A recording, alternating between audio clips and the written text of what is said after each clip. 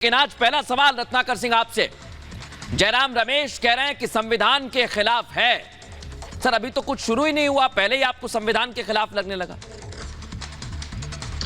नहीं, president of Bharat लिखना G20 invitation पे ये कहीं ना कहीं दर्शाता है कि भारतीय जनता पार्टी जो है इंडियन गठबंधन से नफरत करते करते किस तरह से इंडिया से नफरत करने लगी है, ये बिल्कुल स्पष्ट रूप से दर्शा रहा है। और देखिए मृदुल जी, जहां पे संविधान में आर्टिकल 1 में लिखा है कि India that is Bharat is the union of states, तो कहीं ना कहीं आप दूसरे को एक दूसरे से अलग करने की कोशिश कर रहे हैं। जो इंडिया और भारत एक दूसरे के पूरक हैं।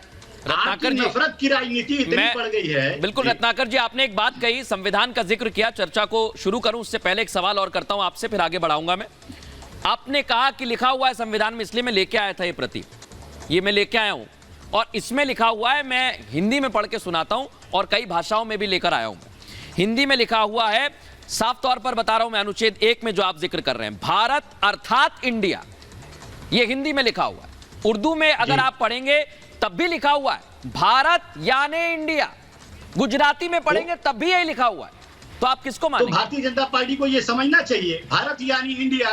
और इंडिया से नफरत क्यों भाई? इंडिया गठबंधन से आप नफरत करते करते इंडिया से नफरत करने लगे। और वो लोग आज कह रहे हैं कि ये शब्द जो है गुलामी की मानसिकता को दर्शाता है, जिनका खुद का नाम RSS है। ठीक है, वो लोग हमको ये बता रहे हैं। मैं आ रहा हूं, क्या नाम बदलेंगे मृदुल जी? इस पर मैं आ रहा हूं। एक सवाल छोटा छोटा सबसे ले लेता हूं, उसके बाद मैं डिबेट खोल दूंगा। मैं सीधे रुक करूंगा, हमारे साथ बीजेपी के प्रवक्ता जुड़े हुए हैं, गुरु प्रकाश पासवान। इसके बाद आ रहा हूं प्रोफेसर साहब आपके पास।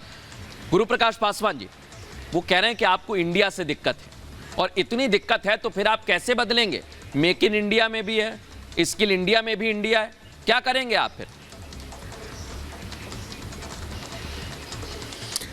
मृदुल जी, आपका और पैनल में उपस्थित सभी साथियों को हमारा नमस्कार। देखिए, भारत शब्द में भ क्या है तो भ भाव है, र क्या है तो र राग है, और त क्या है तो ये ताल है। तो भाव है, राग है, ताल है, सनातन का, संस्कृति का, संस्कारों का, परंपराओं का और संविधान का। आप बाबा साहेब अंबेडकर जिन्होंने संविधान की प्रस्तावना लिखी, इंडिया दैट इज भारत, यही तो हमारे साथी भी बोल रहे हैं। तो इंडिया हो, भारत हो, किस बात से आपको समस्या है? भारत का भाव इंडिया में है क्या?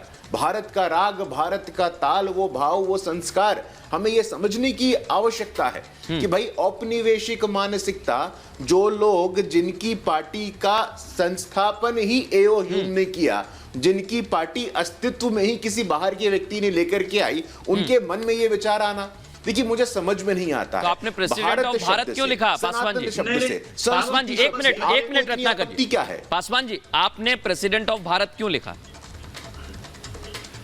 जब इंडिया था, भारत एक था, तो इंडिया रहने नहीं, देखिए संविधान में लिखा है। नहीं, संविधान में लिखा है ना। आप मुझे बताइए मृदुल भाई कि संविधान की कौन सी धारा, कानून का कौन सा सेक्शन इसको उल्लंघन करता है? हमने क्या किसी कानून को तोड़ा है? हमने किसी मर्यादा को उल्लंघन किया है?